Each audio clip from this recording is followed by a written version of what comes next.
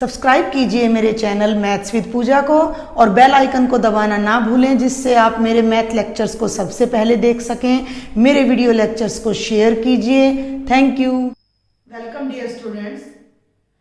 आज हम 10वीं कक्षा के लिए शुरू करने जा रहे हैं पिछले वर्ष के पेपरों में आए हुए क्वेश्चंस के वीडियो लेक्चर्स।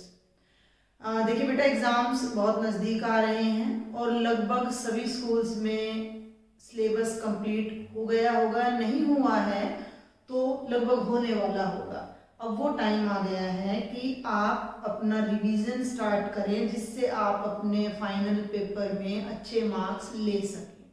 तो उसके लिए मैंने ये वीडियो लेक्चर स्टार्ट करने का सोचा है। इन वीडियो लेक्चर्स में मैं आपको चैप्टर वाइज लास्ट ईयर आने वाले जो इम्पोर्टेंट क्वेश्चंस हैं वो कराऊंगी और उनसे रिलेटेड कुछ क्वेश्चंस आपको एक्सरसाइज के तौर पर दूंगी, जिससे आपका रिवीजन होगा। और ख़ास तौर पर वो बच्चे जिन्हें सारा सिलेबस कवर करने में दिक्कत आती है, बहुत से टॉपिक ऐसे हैं मैथ्स के जो उन्हें समझ नहीं आते हैं, तो आप उनको अवॉइड करके कुछ खास टॉपिक्स को करके भी आसानी से आप पास हो सकते हैं। तो आज हम बेटा शुरू करने जा रहे हैं अपनी कक्षा 10 का पहला चैप्टर, जिसका नाम है वास्तविक संख्याएं। मैं इसकी कोई आपको समरी नहीं कराऊंगी, कुछ नहीं कराऊंगी, हम डायरेक्ट क्वेश्चंस करेंगे। उन क्वेश्चंस में बीच में जो भी नए स्टेप्स आएंगे या जो भी कुछ समझाने का होगा वो मैं आपको बीच में बताऊंगी। तो सबसे पहले देखिए, जो हमारा क्वेश्चन बड़ा इंपॉर्टेंट है, हम करेंगे सिर्फ एक नंबर के क्वेश्चन। इस लेक्चर में हम ऑब्जेक्टिव क्वेश्चंस करने जा रहे हैं चैप्टर 1 के। तो हमारा पहला क्वेश्चन ये आ जाता है बेटा जी कि 0.375 को P बटा Q के रूप में लिखो।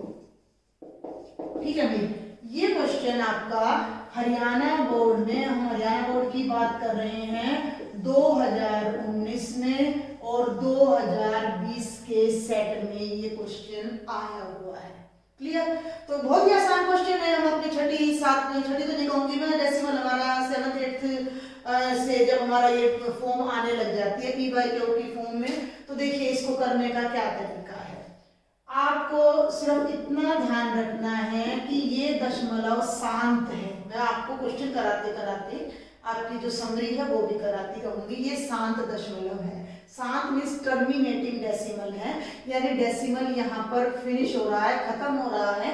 तो इसको P बाई Q में बदलना हमारे लिए बहुत इजी है। तो हम इसको क्या करें, ऊपर हम लिखेंगे 375 और नीचे 1 लगाकर डेसिमल के बाद जितने अंक हैं उतनी जीरो हम नीचे लगा देंगे।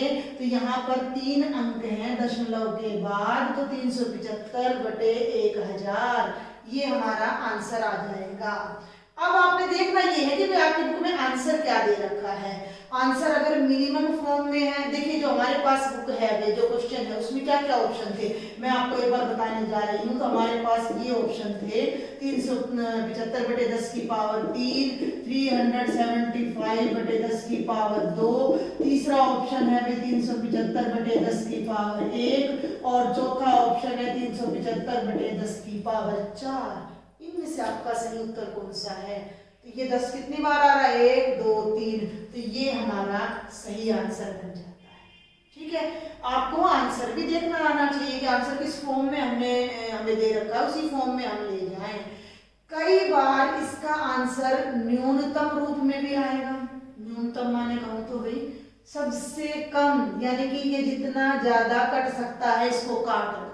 ठीक है भाई, तो हम इसको काटे 5 से 5 से 5 से, तो 25 से काटिए, 25 से कम 25 और 25 5 125, 25 चौका 100, फिर कट जाएगा 5 दिए 15 और 5 8 40, और इसका आंसर 3/8 भी आ सकता था।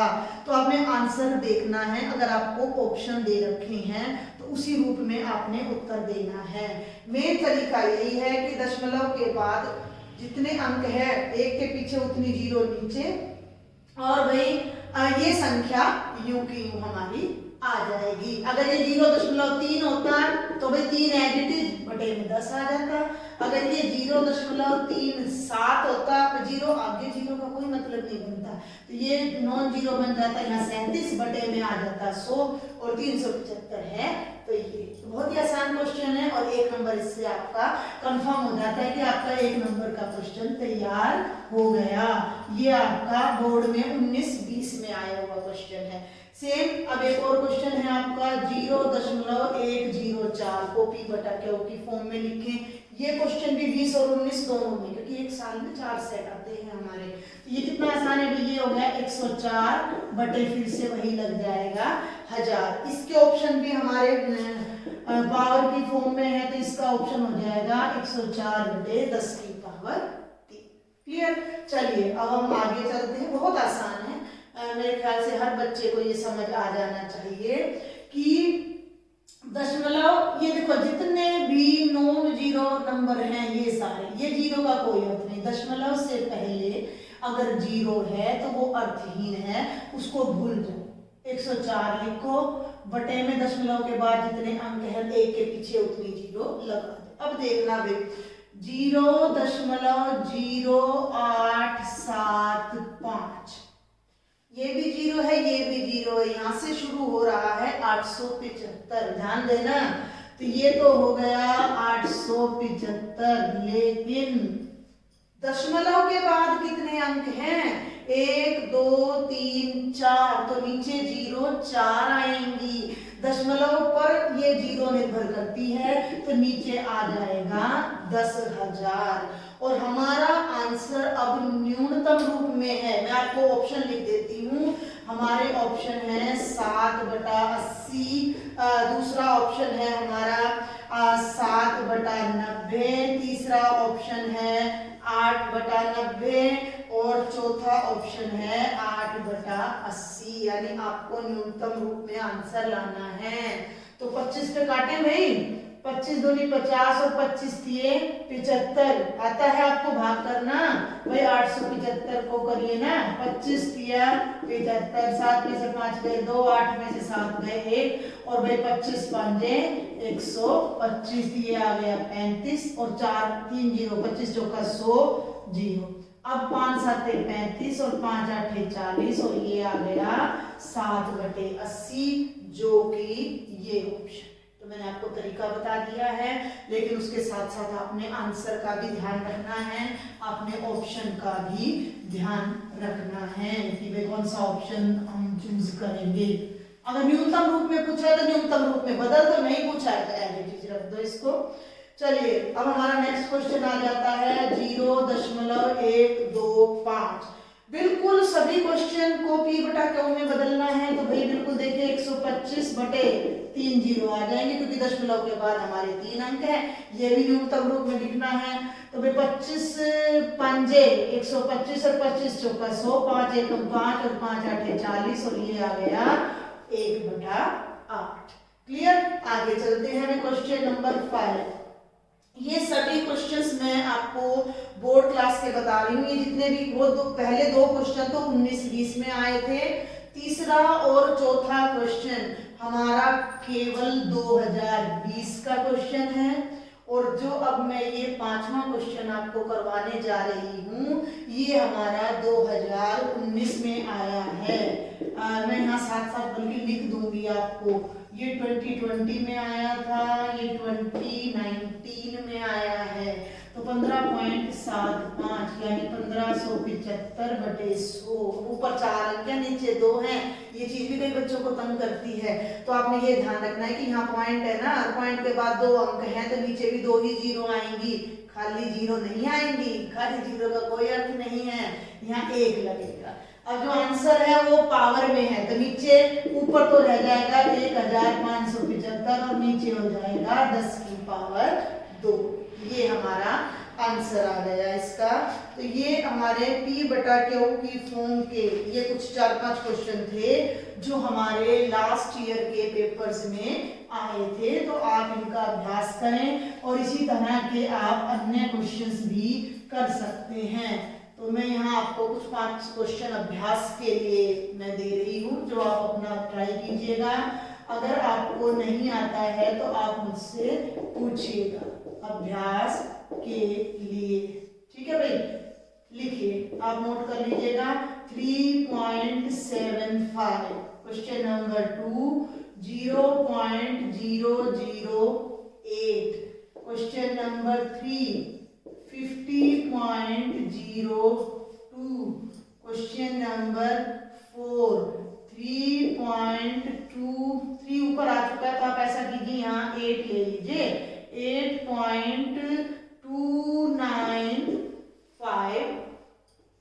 और क्वेश्चन नंबर 5 आप लिखिए 0.01020. डेसिमल के बाद 0 का कोई वैल्यू नहीं, तो आप ऐसे ही लिखिए इसको.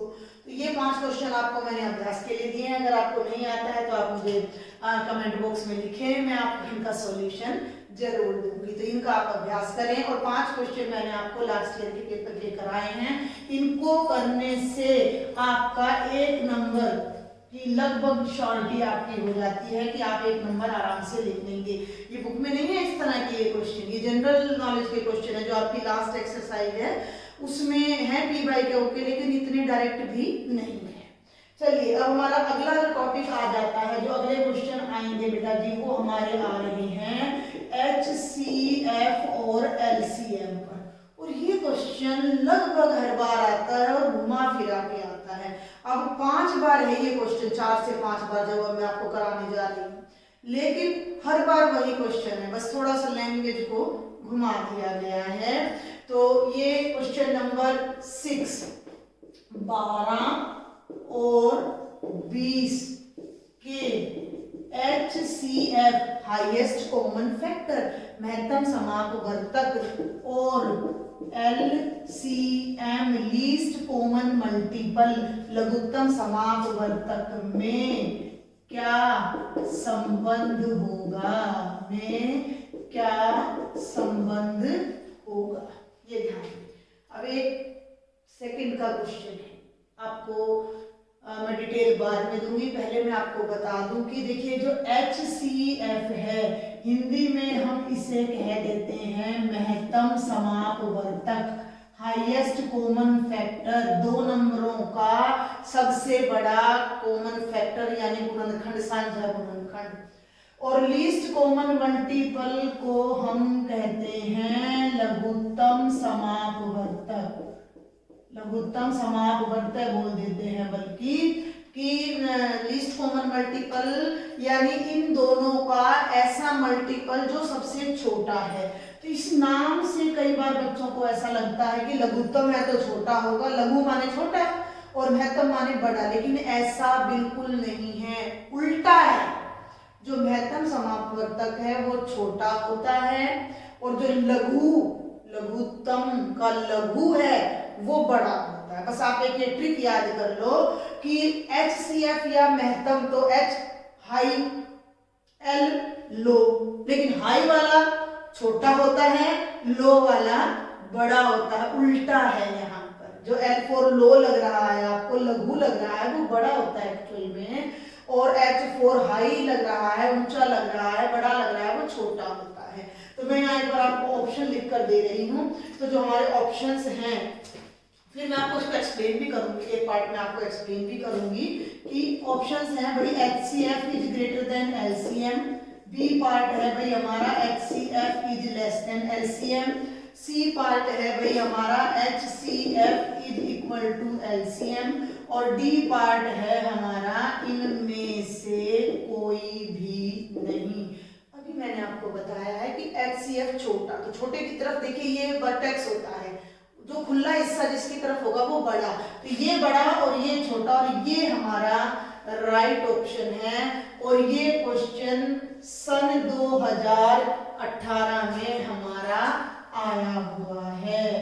ठीक है भाई, 2018 में हमारा ये क्वेश्चन आया हुआ है. तो यहाँ पर जिन बच्चों को लघुत्तम महत्तम नहीं निकालना आता, कोई दिक्कत नहीं है. आपने सिर्फ इतना ध्यान रखना है कि लघुत्तम बड़ा होता है, महत्तम छोटा होता है, L वाला बड़ा होता है, H वाला छोटा होता है. क्लियर? चलिए अब जिन बच्चों को सब चीज क्लियर करनी है उनके लिए मैं एक बार इस क्वेश्चन को सॉल्व कर रही हूँ. तो तो 12 और 20 का हम लघुत्तम भी निकालेंगे, महत्तम भी निकालेंगे और मेथड देखते हैं। तो 12 अभाज्य गुणनफल से हम करते हैं 2 6 12, 2 3 जा 6, भाई 3 1 जा 3, तो 12 आ जाएगा 2 2 जा 4, 3 जा 12 इंटू 1, 2 2 4 3 12। और ले लीजिए भाई 20 अभाज्य प्राइम फैक्टराइजेशन, तो ये हो जाएगा भाई 2 10 जा 20, 2 5 जा भाई 5 1 जा 5, तो 20 हो जाएगा 2 इंटू 2 इंटू 5 इंटू 1। इनको ऊपर नीचे लिख लेते हैं भाई हम थोड़ा सा, 2 इंटू 2 इंटू 5 इंटू 1। HCF 12 और 20 का कितना होगा? HCF means highest common factor, दोनों के सारे कॉमन फैक्टर लेने हैं। तो ये देखिए 2 और 2 मैच कर रहा है, फिर 2 और 2 मैच कर रहा है, और 1 और 1 मैच कर रहा है। जो जो फैक्टर मैच कर रहे हैं वो हम लेते हैं। ये हो जाएगा 2 इंटू 2 इंटू 1 यानी 4 आ गया। 4 इन दोनों नंबर्स का HCF है, यानी 4 वो नंबर है जो 12 को भी डिवाइड करता है और 20 को भी, दोनों का कॉमन डिवाइजर है ये। क्लियर? सबसे बड़ा, इससे बड़ा कोई ऐसा नंबर नहीं है जो इन दोनों को डिवाइड करे। नाउ LCM ऑफ 12 एंड 20, ये हम कैसे करते हैं कि 12 के भी सारे फैक्टर्स लेते हैं, 20 के भी सारे फैक्टर्स लेते हैं और हर फैक्टर को मैक्सिमम टाइम्स लेते हैं। तो 2 बाई चांस यहाँ भी 2 ही बार आ रहा है और यहाँ भी, तो 2 को तो हम 2 ही बार लेंगे, तो 2 इंटू 2।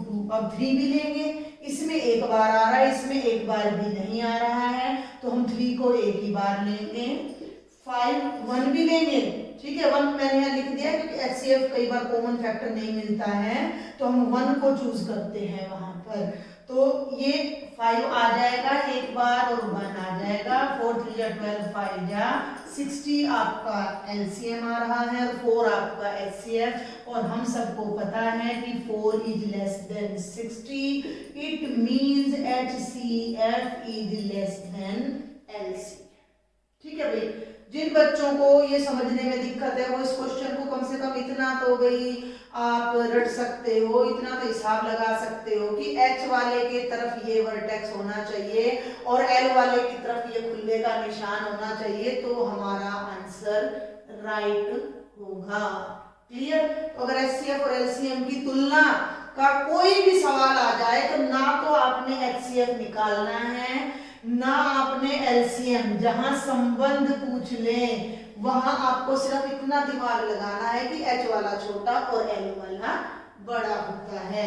अब हम इसको मैं जरा रब नहीं कर रही हूँ, हम आगे चलते हैं और क्वेश्चन है हमारे पास, थोड़ा सा मैं रब नहीं करूंगी इसको। क्वेश्चन क्या है? यदि A और B, this is the question number 7 और ये भी आपका 2018 में आया हुआ है। यदि A व B दो धनात्मक पूर्णांक हैं, यदि दो धनात्मक पूर्णांक हैं तो HCF और LCM में क्या संबंध होगा? A और B धनात्मक means positive integers, 2 positive integers हमें दे रखे हैं, 2 धनात्मक संख्याएं हमें दे रखी हैं, तो भाई कैसे भी हो, जब मैंने आपको निचोड़ बता दिया, भाई आपको कोई HCF नहीं निकालना, कोई LCM नहीं निकालना, आपने हमेशा ऑलवेज HCF छोटा होगा और ऑलवेज आपका जो LCM है वो बड़ा होगा, तो आपने इस पर अपना निशान लगा देना है। अब ये चीज कई बार घूम कर आ जाती है, अब घूमकर कैसे आ जाती है उस पर ध्यान देंगे। LCM is greater then HCF, LCM is less then HCF। अब एग्जामिनर भी तो अपना दिमाग लगाएंगे, वो ये तो देखेंगे कि बच्चा क्रैमिंग कर रहा है या अंडरस्टैंड कर रहा है, तो इसके लिए आपको ये ध्यान रखना है H की तरफ शार्प वाला हिस्सा और L की तरफ खुला, L की तरफ खुला ये है, यानी LCM is greater then HCF। बात वही है, राम लक्ष्मण से बड़ा है, राम लक्ष्मण से बड़ा है, तो Ram is greater than Lakshman, और लक्ष्मण राम से छोटा है, बात तो वही है, निशान बदल गए। ठीक है, तो वही एलसीएम एचसीएफ से बड़ा है, एचसीएफ छोटा है, तो अब राइट ऑप्शन हमारा ये हो जाएगा। बात समझ आई आपको? चलिए तीसरा कहूँ इसी टाइप का या 8th क्वेश्चन मैं कह दूं, वो भी सेम यही है कि दो धनात्मक पूर्णांकों, इसमें भी सिर्फ यही कहा गया है, दो नाम भी नहीं दिया। देखो पहले क्वेश्चन में 12 और 20 दिया, दूसरे में ए और बी दे दिया, तीसरे में नाम तक भी नहीं दिया, सीधा ये कह दिया कि दो धनात्मक पूर्णांकों के एचसीएफ और एलसीएम में क्या संबंध होगा, फिर छाट दो भैया बाप, फिर घुमा देंगे, एचसीएफ बड़ा, मतलब ऑप्शन समझना है आपने। क्लियर? तो ये था क्वेश्चन नंबर 8, ये भी 2018 में आया है। और एक और क्वेश्चन अब मैं इसी टाइप का आपको बताने जा रही हूँ, क्वेश्चन नंबर 9, वो भी 2018 में। देखो एक साल में 4 सेट आते हैं, समझे मेरी बात को? तो हर सेट में उसी टाइप का क्वेश्चन मिलेगा, लेकिन थोड़ा सा घुमाकर आपको मिलेगा, तो थोड़ी सी अंडरस्टैंडिंग आपको रखनी पड़ेगी कि थोड़ा सा क्वेश्चन घूमकर आ जाए तो हम कैसे करें। क्वेश्चन नंबर 9 क्या है? यदि G और L, यदि G और L LCM और HCF हैं किसके? दो धनात्मक पूर्णांकों के, दो धनात्मक पूर्णांकों के। भाई समझो मेरी बात को, यदि G LCM है, G LCM को ना हम ग्रेटेस्ट कॉमन डिवीजर भी कहते हैं, जब हम हायर क्लासेस में जाते हैं तो ग्रेटेस्ट कॉमन डिवाइजर GCD का G ले लेते हैं, और L हमारा HCF। ये गड़बड़ मत कर देना भैया, आप ये मत सोच लेना कि L का मतलब LCM है, नहीं, ये जिस क्रम में चल रहा है उसी क्रम में ये चल रहा है। G LCM है, L HCF है, तो क्या संबंध होगा? तो पहला ऑप्शन है G L से बड़ा है, दूसरा ऑप्शन है आपका G is less than L, तीसरा ऑप्शन है G is equal to L, चौथा ऑप्शन है भाई इनमें से कोई नहीं। अब दिमाग में ये रखना है कि एलसीएम कौन सा है और एचसीएफ, तो अपनी वो बात याद रखो, पहले तो एक तरफ लिख लो। हमें तो ये पता है कि एचसीएफ छोटा होता है एलसीएम से, ठीक है भाई, हमें तो ये बात पता है कि HCF LCM से छोटा होता है। अब HCF का नाम L है, HCF का नाम L है, ठीक है, और भाई LCM का नाम G है, तो L is less then G, यानी G की तरफ खुला होना चाहिए, और G की तरफ खुला ये है, तो ये हमारा राइट ऑप्शन आ जाएगा। ये भी हमारा 2018 का क्वेश्चन है। तो मेरे ख्याल से ये क्वेश्चन आपको समझ आए होंगे। 9 क्वेश्चन ये मैंने आपको कराए हैं, जो कि जिनमें से 5 एक तरह के थे। इस तरह का क्वेश्चन 18 से पहले या बाद में नहीं आया है, तो फिर भी ये इंपॉर्टेंट है, 18 में आया है तो हो सकता है 20 में जा चुका, 21 में अपना आ जाए। तो आप इसका अभ्यास जरूर करिएगा। एक टॉपिक और अब हम डिस्कस करेंगे, इसीलिए मैंने इस क्वेश्चन को यहाँ नहीं किया है। ये देखिए, ये एक संख्या 12 है, दूसरी संख्या 20 है, ठीक है भाई। एक संख्या को मैं A ले लूं 12, दूसरी को मैं B ले लूं 20, HCF कितना आ रहा है भाई 4, और LCM कितना आ रहा है भाई 7, ठीक है। चलिए अब मैं A की और B की गुणा करती हूँ, यहीं पे करके दिखाती हूँ मैं आपको।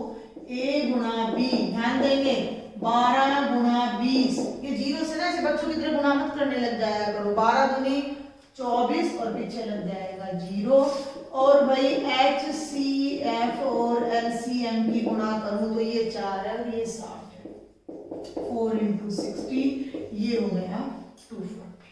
दोनों गुणा क्या आ रही है? इक्वल आ रही है, यानी कि दो नंबर्स की प्रोडक्ट और उन दोनों के HCF और LCM की प्रोडक्ट भी सेम होती है। ये बहुत इंपॉर्टेंट रिजल्ट है कि दो संख्याओं का गुणनफल, दो संख्याओं का गुणनफल बराबर HCF गुणा LCM, और इसका सबूत आपके सामने है। लेकिन ये नियम केवल और केवल दो संख्याओं पर लागू होता है, ये बात आपने ध्यान रखनी है। 1.1 एक्सरसाइज देखिए हमारी सिलेबस में से हट चुकी है, जो कि यूक्लिड ज्योमेट्री पर बेस्ड थी हमारी, तो यूक्लिड वाले क्वेश्चन तो इस बार आपके सिलेबस में आएंगे ही नहीं। तो अब हम जो 2-4 क्वेश्चन करने जा रहे हैं वो इस आइडेंटिटी पर बेस्ड होंगे। ओके, मैं इसको ऐसे भी लिख सकती थी भाई A गुना B। तो यहाँ पे पास दो संख्याएं हो गई हैं A B, और ये हो गया है इनका HCF ऑफ AB गुणा LCM ऑफ AB। ठीक है भाई, 1 2 3 4 चार चीजें हमारे पास, चार में से अगर हमें कोई 3 चीज दे रखी हैं तो हम चौथी वैल्यू को फाइंड आउट कर सकते हैं। तो इस पर बेस्ड है हमारा ये क्वेश्चन नंबर 10, और ये क्वेश्चन बेटा जी हमारा 2017 में आया हुआ है। 17, 18, 19, 20 के क्वेश्चन मैं आपको कराने जा रही हूँ। तो ये 2017 में आया है। क्वेश्चन क्या है, यदि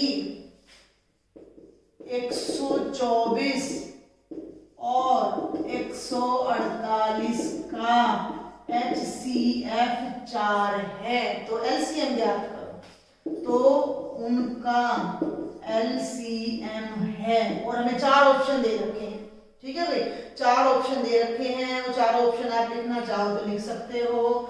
A आपका है 1147, B आपका है 18,352, C आपका है 4,588, और D ऑप्शन है इनमें से कोई नहीं।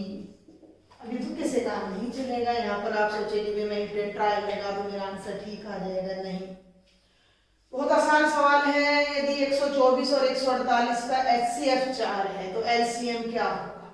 ये हो गई पहली संख्या, ये हो गई दूसरी संख्या, ये हो गया HCF और ये हो गया LCM।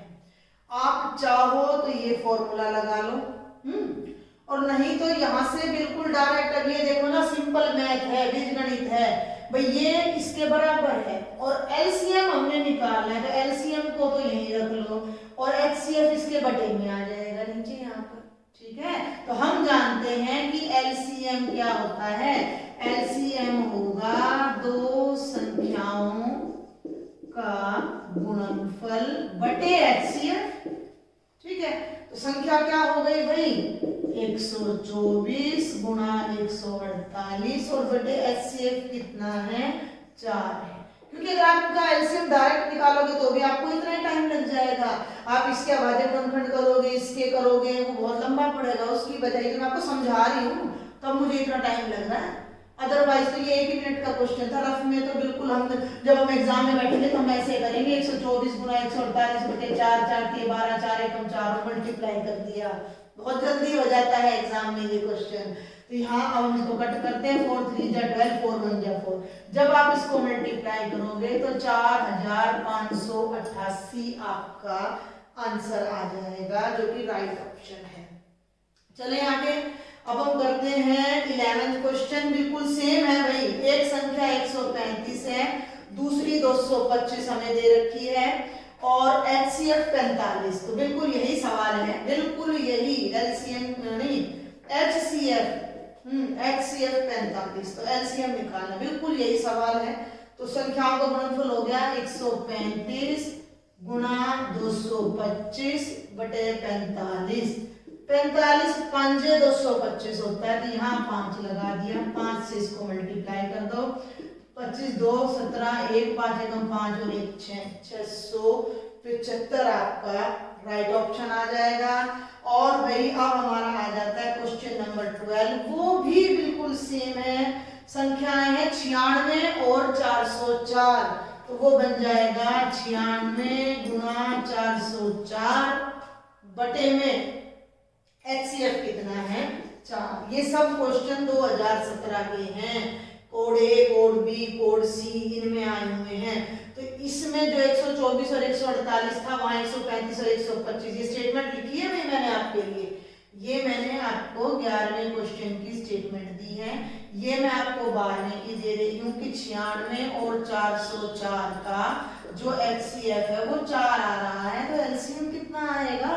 तो भैया LCM इज इक्वल टू, तो ये काट दीजिए भाई, 4 एकम 4, 101 आ गया। ये 96 गुना कर लीजिएगा, 96 एकम 96, ये आपका राइट ऑप्शन आ जाएगा। और अब मैं इसको ऊपर से रब कर दूं क्योंकि हमारा एक पार्ट और भी है अभी इसका। इनको आप अपनी नोटबुक में नोट कीजिए, एक ही टाइप के क्वेश्चंस को एक जगह रखें और फिर इस टाइप के क्वेश्चंस की प्रैक्टिस कीजिए बार बार। वही क्वेश्चन घूम फिर कर आपके एग्जाम में आने हैं। इससे आगे हम कर रहे थे क्वेश्चन नंबर 12, इससे आगे हमारा एक और क्वेश्चन है, क्वेश्चन नंबर 13। दो संख्याएं हमें दे रखी हैं। पहली है 306, यदि 306 और 657 का HCF 9 है, क्या निकालना है भाई? LCM निकालना है। तो कर दीजिए, बिल्कुल आसान सा है। LCM क्या हो जाएगा? दो संख्याओं का गुणनफल 9 7 63, 9 3 27 मल्टीप्लाई कर लीजिएगा 306 को 73 से। ये देखिए 3 6 18, 3 3 9, 7 6 42, 7 3 21, 8 3 22,338 गुना आनी, मल्टीप्लिकेशन आनी बहुत जरूरी है। तो 22,338 आपका आंसर आ जाएगा। ये आपके 2017 के क्वेश्चन थे। अब इसी तरह का क्वेश्चन आपका 2016 में भी आया हुआ है। देखिए जरा, 16 का भी ले लिया है हमने यहाँ पर एक क्वेश्चन। तो ये आप ये लगा लीजिए कि 5 साल के आ जाएंगे, 16, 17, 18, 19, 20 और 5 इयर्स के 4 पेपर्स। तो 20 पेपर्स में से आने वाले क्वेश्चन अगर आप कवर कर लेते हो तो आप बहुत आराम से पास हो जाओगे।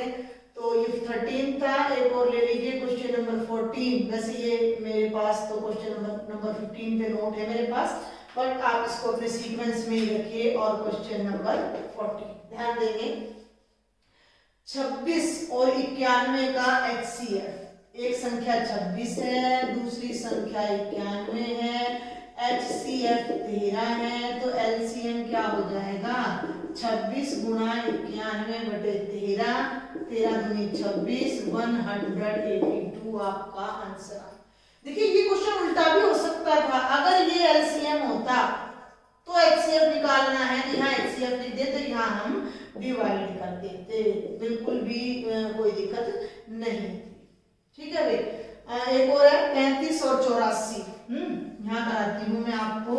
A 35, B 84 और भाई आपका जो HCF है, HCF की बजाय मैं आपको LCM देती हूँ। चलिए LCM है, हम बदल लेते हैं इस क्वेश्चन को।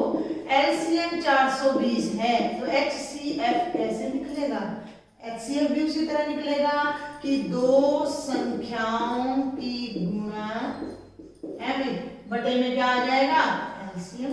तो ये हो गया भाई 35 गुणा 84 बटे 420।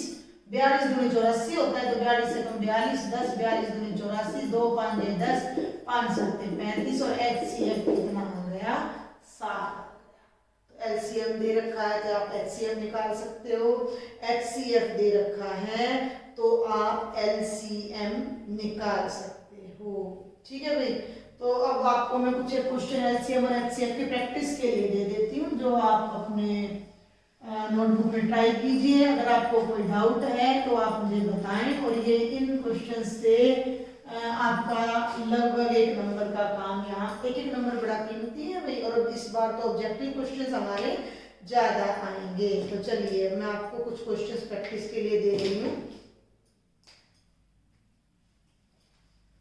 ये नोट कर लीजिए। क्वेश्चन नंबर 1,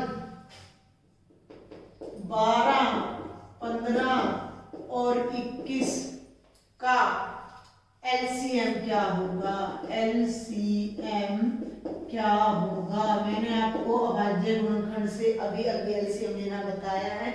100 2 पे होता है, वही आपका 3 पर हो जाता है। इसी प्रकार सेकंड आपका हो जाएगा 8 9 और 25 का एलसीएम क्या होगा।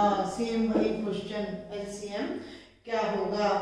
आगे चलते हैं, क्वेश्चन नंबर 3, 36 और 78 का HCF ज्ञात करो। 36 और 78 का HCF ज्ञात करो।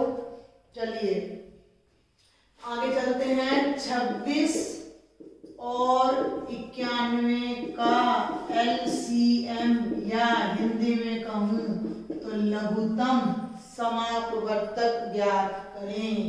लघुत्तम समापवर्तक ज्ञात करो।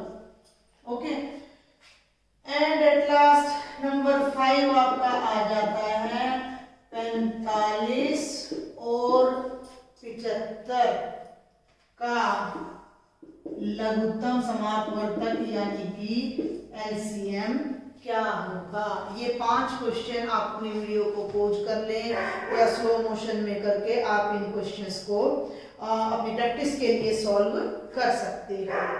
अब हमारे एक और टाइप का छोटा सा क्वेश्चन रह जाता है जो कि 2016 में आया है, ठीक है। अदरवाइज हमारे एक नंबर के लगभग सभी क्वेश्चंस कवर हो गए हैं, एक नंबर के सभी आ जाते हैं। सिर्फ एक टाइप का और रह जाता है जो कि हमारी एक्सरसाइज 1.4 पर बेस्ड है, शांत दशमलव का, शांत दशमलव का, ठीक है। तो एक बार उस क्वेश्चन को और हम देखते हैं। किस परिमेय संख्या का दशमलव प्रसार शांत है। निम्न में, मैं एडिटिव लिख रही हूं, निम्न में किस परिमेय संख्या का दशमलव प्रसार शांत है, टर्मिनेटिंग डेसिमल है। आप याद करें 1.4 के क्वेश्चन जब हम करते हैं तो मान लीजिए मैंने लिख दिया कि 13/20। ओके, तो हम क्या करते हैं, नीचे वाले के अभाज्य गुणनखंड करते हैं। अगर इसमें 2 या 5 आता है केवल गुणनखंड में तो ये शांत दशमलव बनता है, अदरवाइज ये अशांत यानी कि नॉन टर्मिनेटिंग डेसिमल बनता है। क्योंकि कोई भी डेसिमल खत्म कब होगा, जब हम किसी न्यूमरेटर को 10 से या 10 के मल्टीपल से डिवाइड करेंगे। और 10 के जो टुकड़े बनते हैं भाई वो क्या बनते हैं, 2 गुणा 5, ठीक है। 10 के जो टुकड़े बनते हैं वो अभाज्य गुणनखंड जो बनते हैं वो 2 गुणा 5 बनते हैं। तो 2 और 5 होना चाहिए हमारे डिनोमिनेटर में, ये हमारी पहचान है। ये क्वेश्चन भाई हमारा 2016 में आया हुआ है, तो अभी भी आ सकता है।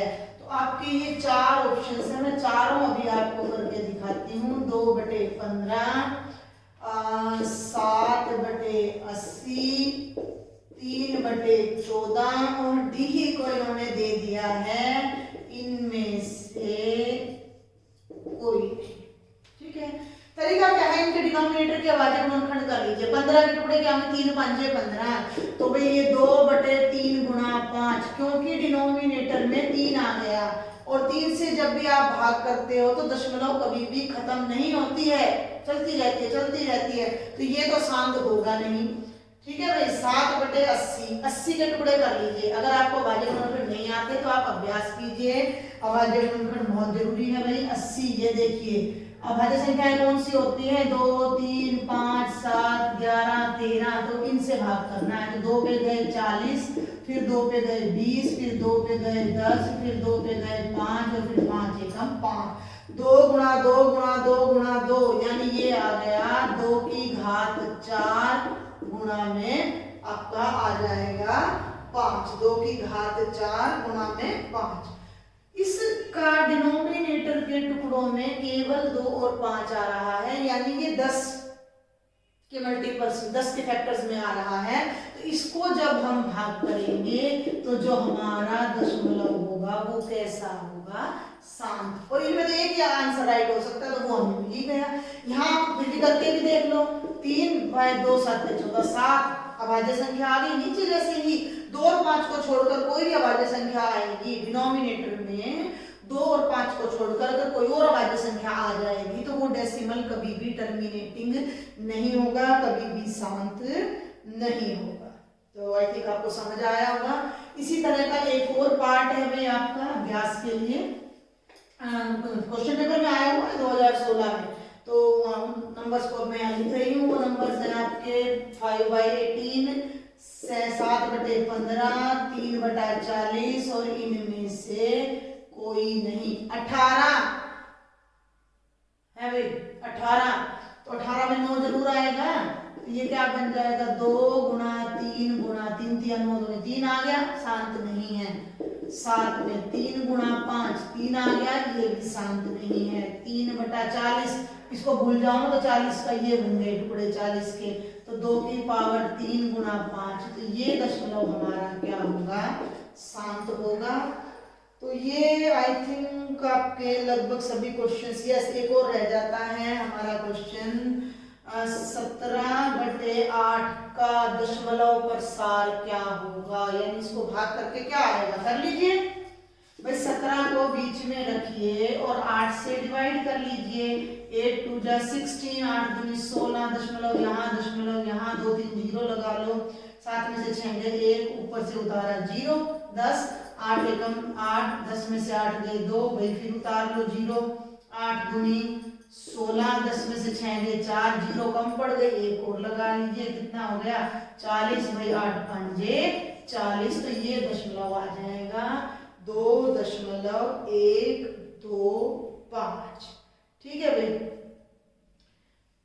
इसके बाद आपके सभी कवर हो जाते हैं, मात्र 2 क्वेश्चन रह जाते हैं जो कि अब मैं आपको प्रैक्टिस के तौर पर बताने जा रही हूँ। आज के लेक्चर में मैंने एक नंबर के 25 क्वेश्चन कवर किए हैं। ठीक है भाई, 25 क्वेश्चन। उन 25 में से कुछ मैंने कराए हैं, कुछ मैंने आपको अभ्यास के लिए दिए हैं।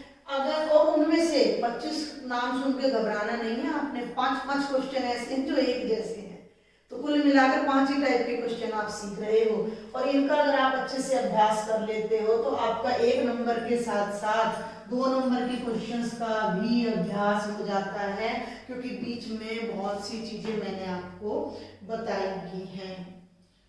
अब ये हमारा है क्वेश्चन जिन्हें होंगी किन्हीं 3 अभाज्य संख्याओं का HCF क्या होगा।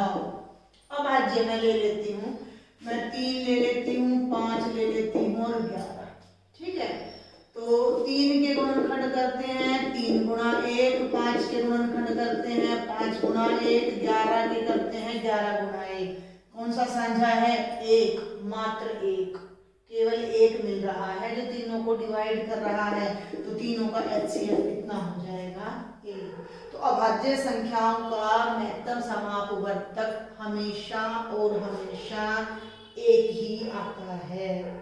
लास्ट क्वेश्चन है ये हमारे इस लेक्चर का, निम्न में कौन सी संख्या परिमेय है, कौन सी संख्या परिमेय है, निम्न में कौन सी संख्या परिमेय है। ये आ जाता है क्वेश्चन कई बार, वैसे तो जनरली 9th में आता है, √2, √4 और वही √6 और √8। ये पूर्ण वर्ग नहीं है, ये पूर्ण वर्ग नहीं है और ये पूर्ण वर्ग नहीं है, तो इनके बटे में 1 लगाओगे तो हम परिमेय नहीं कह सकते। परिमेय की क्या पहचान होती है, P बटा Q, Q 0 नहीं है, और P और Q क्या होते हैं हमारे पूर्णांक, तो ये तो पूर्णांक है ही। 4 का वर्गमूल कितना होता है, 2, और 2 को मैं लिख सकती हूँ 2/1, यानी ये तो परिमेय है। तो ये है हमारा राइट आंसर। तो ये बेटा जी मैंने 25 क्वेश्चन एक नंबर के कवर किए हैं, जिनमें से 17 क्वेश्चन ऐसे हैं जो आपके 2016 से लेकर मार्च 2020 तक के एग्जाम्स में आए हैं और 8 क्वेश्चन आपको मैंने अभ्यास के लिए दे दिए हैं।